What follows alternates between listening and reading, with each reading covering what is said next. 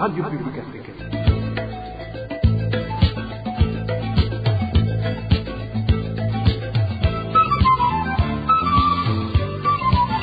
Radio Publique Africaine.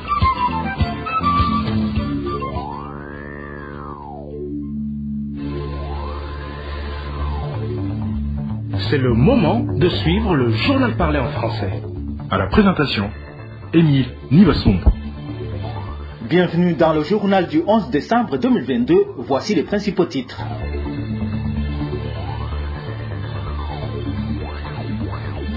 Le régime en place au Burundi ne se soucie point de la population. C'est l'avis du président du parti RDB qui se base sur les violations des droits humains observées dans le pays. Vous allez le suivre tout à l'heure. Des accrochages entre policiers et Imbonerakure signalés à Mabanda dans la province Makamba. Les membres de la Ligue des jeunes du parti au pouvoir ne respectent pas les décisions de la police. À suivre également les détails tout à l'heure. Et les citadins sont en colère contre les agents de la mairie de Bujumbura qui recevraient des corruptions au poste de taxation érigés sur les différentes entrées de la ville. Voilà pour le sommaire. Le développement des titres, c'est tout de suite.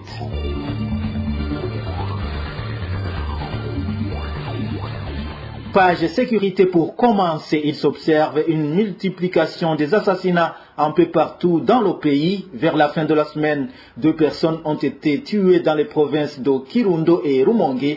4 autres personnes ont été tuées au cours de la semaine en cours. Eric Nyonzima. L'une de ces personnes tuées vers la fin de cette semaine est une personne dont son corps a été retrouvé dans la réserve d'Omoré en commune de Busoni de la province Kirundo. Les informations en provenance de Busoni font savoir que son corps a été retrouvé par des gens qui se rendaient dans cette forêt à la recherche du bois de chauffage. Personne n'a pu connaître la victime. Des sources sur place indiquent que tous les signes montrent que la victime aurait été tuée ailleurs, mais que les auteurs se seraient débarrassés du corps dans cette forêt. La deuxième personne tuée vers la fin de cette semaine est un homme dont le corps a été retrouvé sur la commune de Rutonga, commune Mouta, province Rumonge. Cette personne a été tuée par plusieurs coups de poignard dans le ventre. Cette personne, qui serait de la zone du Taza, selon les sources à Rutonga, a été enterrée ce samedi. La commune Nega de la province Kirundo a bâti le triste record des assassinats cette semaine et surtout vers la fin. 3 femmes ont été tuées par armes blanches. Une 6e personne tuée était de la commune Rugombo en province Chibitoke. Cette personne, dont le corps a été découvert dans la rivière Nyakagunda,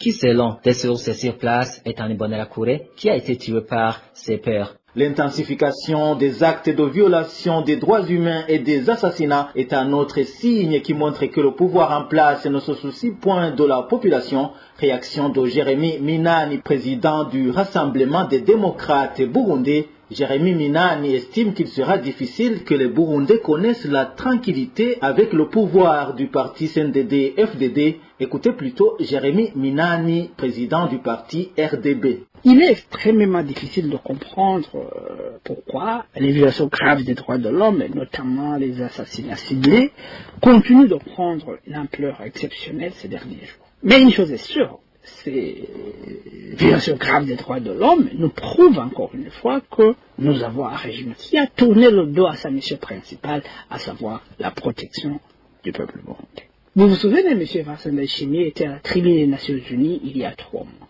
Il a répété que la paix et la sécurité règnent dans notre pays, que la justice équitable est devenue une réalité dans notre pays et que les droits de l'homme se respectent.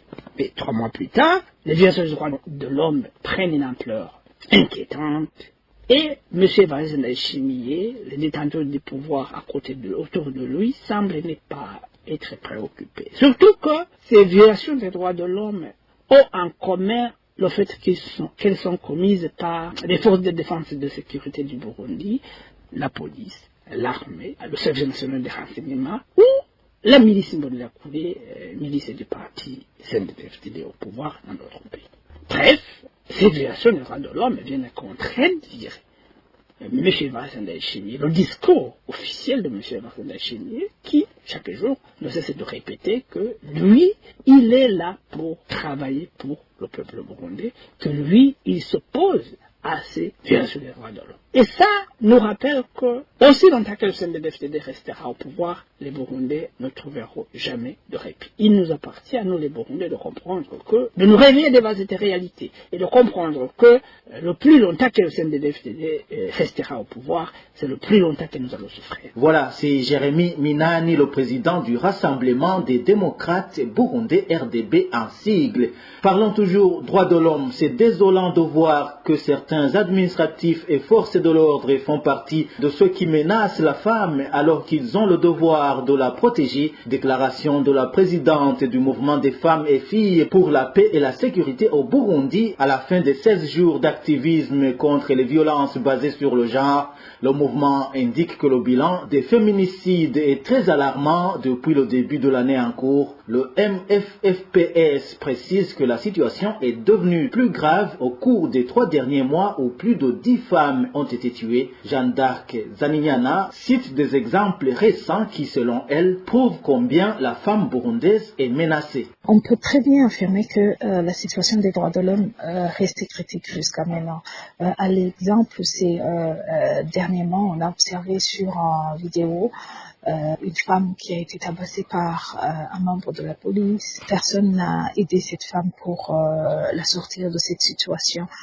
Heureusement, on a vu à travers un tweet de la police burundaise qu'on avait arrêté les auteurs de ces faits et on espère que la justice pourra faire effectivement son travail pour punir sérieusement les auteurs de ce crime. Autre chose, c'est que on a aussi entendu dernièrement une femme qui a porté devant le Premier ministre les faits concernant le meurtre de son mari. Mais aujourd'hui, on apprend que les auteurs de ce crime sont en train de malmener cette femme. Et cela montre en fait l'image de la situation des victimes de ces violations de droits de l'homme, mais aussi ça nous montre à quel point les Burundais n'ont plus le droit de dénoncer ces faits, n'ont plus le droit de se plaindre ou de saisir la justice afin que la justice puisse faire son travail. Et cela est plus grave encore du fait que aujourd'hui, aussi longtemps que les auteurs de ces crimes vont avoir une certaine immunité par rapport aux faits qu'ils sont en train de commettre, cela ne fera que aggraver la situation des droits de l'homme au Burundi. Alors c'est un appel vibrant à l'endroit de la justice burundaise, à l'endroit du gouvernement du Burundi, encore une fois, pour leur montrer que ce qu'on dit, ce sont des faits. Aujourd'hui, les Burundais, ils sont en train d'être tués un à un. Mais peu importe le nombre, que ce soit une personne ou 2 personnes, cela ne fait que révolter les Burundais, mais aussi cela ne fera que aggraver la situation des droits de l'homme. Et comme on aime bien le dire, aujourd'hui c'est peut-être une personne qu'on ne connaît pas, mais demain ça va concerner une personne de ta famille et ce sera très difficile en fait que la justice fasse son travail. Voilà, c'est Jeanne d'Arc Zaninyana, présidente du mouvement des femmes et filles pour la paix et la sécurité au Burundi. Dans un instant, nous nous rendons à Makamba. Je vous le disais dans les titres, les accrochages entre les policiers et les membres de la Ligue des jeunes du parti CNDD-FDD se multiplient dans la commune Mabanda, en province Makamba. À l'origine de ces accrochages, les Imbonerakure qui refusent de suivre les ordres de la police. Le cas le plus récent est celui d'un Imbonerakure qui a refusé de baisser le volume d'une radio qui diffusait des chansons du parti au pouvoir. Les détails avec Onésime de Chimagize. Il était aux environs de 17h de ce vendredi, au chef-lieu de la commune de Mabanda, quand le commissaire communal de police a intimé l'ordre à un Imbonerakure du nord de l'IFAD Nyongabo, connu sous le sobriquet d'Ongabo, de diminuer le volume d'une radio qui entonnait les chants faisant éloge au sein de DFDD. Son militant du parti au pouvoir a indiqué ouvertement à son responsable policier qu'il n'a aucun pouvoir sur lui et qu'il est du côté de Révérien Dikurio, le secrétaire général du CNDD-FDD, et ne peut donc exécuter même les ordres du président de la République. Ce membre de la milice Imbonerakure aurait également prononcé des mots grossiers à l'endroit de son commissaire de police, selon nos sources, au chef-lieu de la commune de Mabanda. Imbécile, tu es qui pour empêcher de diffuser les chansons du parti? Le commissaire de la police lui a demandé de diminuer le volume de son poste radio, mais au lieu d'exécuter l'ordre, cet Imbonerakure a agressé verbalement le policier et il a même failli l'attaquer. Le responsable de la police a été très énervé, mais il est parvenu à maintenir sa colère et ils ne se sont pas rentrés dedans. Le commissaire communal de police a immédiatement mis au courant le chef de la zone Mabanda, le responsable communal du CNDFDD ainsi que l'administrateur de cette commune de ce qui se passait, mais les trois responsables n'ont rien changé. Au lieu de baisser le volume de la radio, l'Imbonerakure et Rifaz Nyongabo a plutôt appelé plusieurs autres Imbonerakure.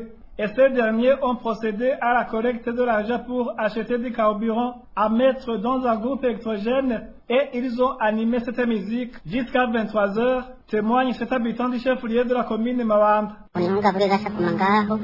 Nyongabo a eu le soutien de plusieurs autres Imbonerakure. Ils ont alors décidé de diffuser cette musique jour et nuit. Et pour ça, ils ont collecté de l'argent pour acheter du carburant afin de pouvoir continuer à diffuser la même musique. Les habitants de la commune de Mabanda affirment que ces Imbonerakure sont responsables de plusieurs cas de harcèlement de la population et ne respectent même pas les forces de l'ordre. À ce propos, nous n'avons pas encore pu joindre Jean-Berry Hatungimana, administrateur de la commune de Mabanda.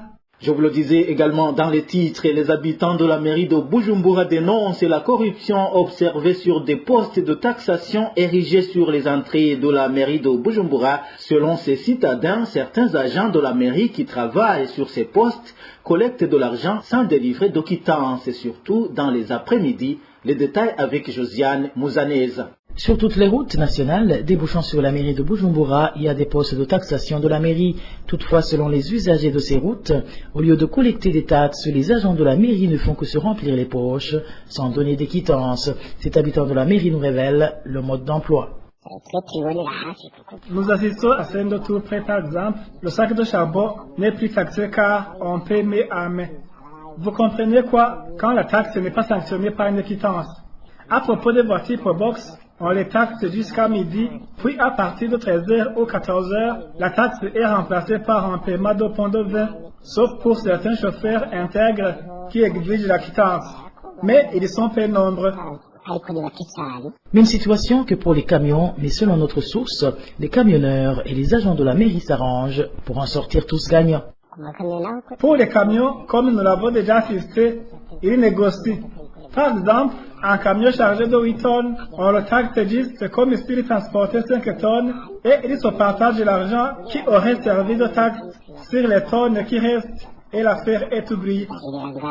Les habitants des environs indiquent que ceux qui ont posté ces agents sur ces postes leur ont assuré une vie meilleure et regrettent que les taxes qui devraient faire vivre les contribuables ne profitent qu'à une seule poignée de personnes. Rendons-nous à présent dans la ville de Gitega où les cimetières sont pleins à craquer. C'est le cas du cimetière public et celui réservé aux musulmans. Les habitants de la ville de Gitega demandent aux autorités administratives de prévoir d'autres espaces pour enterrer les leurs. Le point avec Dani Claire, il la trouve.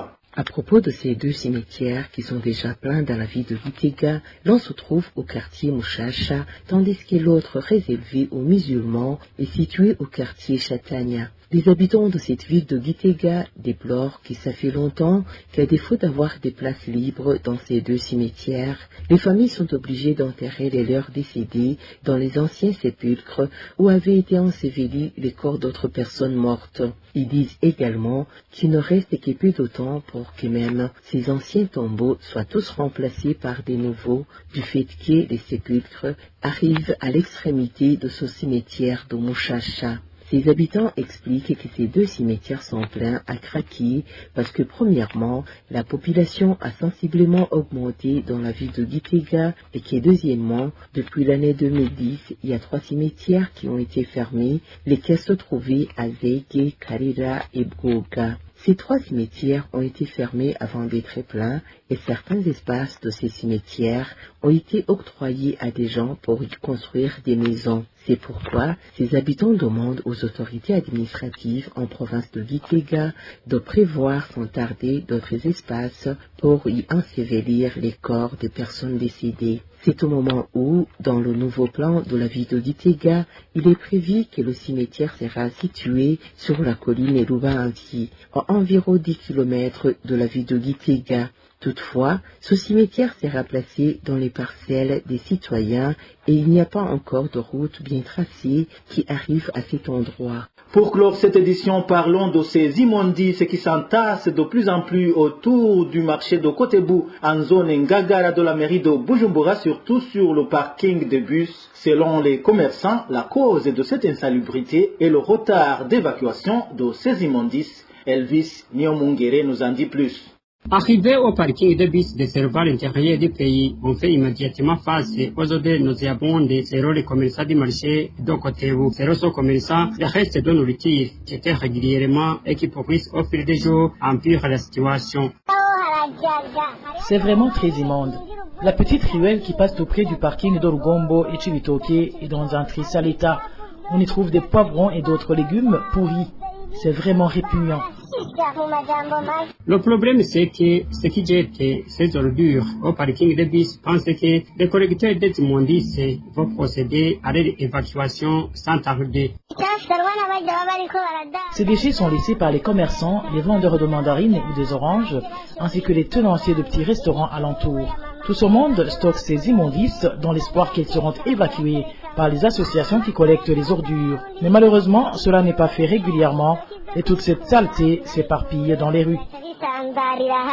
Habituellement, l'eau de pluie qui stagne à cet endroit à cause du bouchage des canaux d'évacuation rend la situation encore plus compliquée pour les passagers. Les usagers du marché de Kotebu réclament l'intervention du gouvernement avant qu'ils ne soient attaqués par des maladies liées à cette insalubrité. La rédaction de la RPA n'a pas pu joindre le maire de la ville de Bujumbura, Jimmy Hatungimana, sur son téléphone portable. Voilà, c'est par ici que nous mettons un point final au journal du 11 décembre 2022. Merci à vous tous qui nous avez suivis à la présentation. C'était Émile Nibasumba. Au revoir.